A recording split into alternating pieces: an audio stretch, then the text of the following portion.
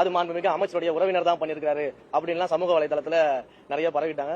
இல்ல நாங்க வெறும் அமைச்சர் தான் சொன்னோம், மாண்புமிகு நீயே சேர்த்துக்கிட்ட. ஊழலை மொத்தமா ஒழிச்சு வச்சோன்னு சொன்னீங்க, எங்க அங்கங்க தெரியுது. 100 கோடி ரூபாய் மதிப்புள்ள கோயில் நிலத்தை 2 கோடி ரூபாய் ஆட்டையை ட்ரை பண்ணியிருக்கானுங்க. மாட்டிக்கிட்டு ப்ரெஸ் மீட் கொடுக்குன்னு சொல்லிட்டு வந்து வளர்றானுங்க.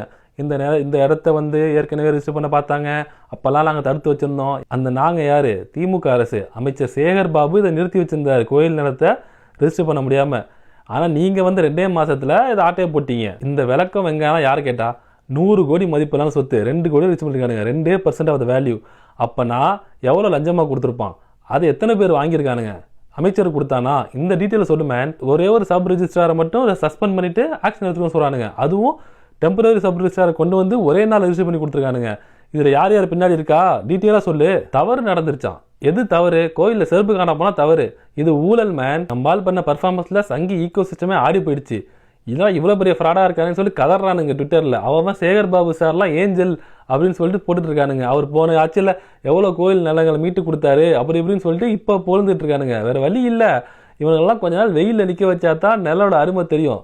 இந்த ஆட்சி இன்னும் 5 வருஷம் போச்சுன்னு வச்சுங்க, ஸ்டாலின் சாருக்கு கோயிலே கட்டிடுவானுங்க.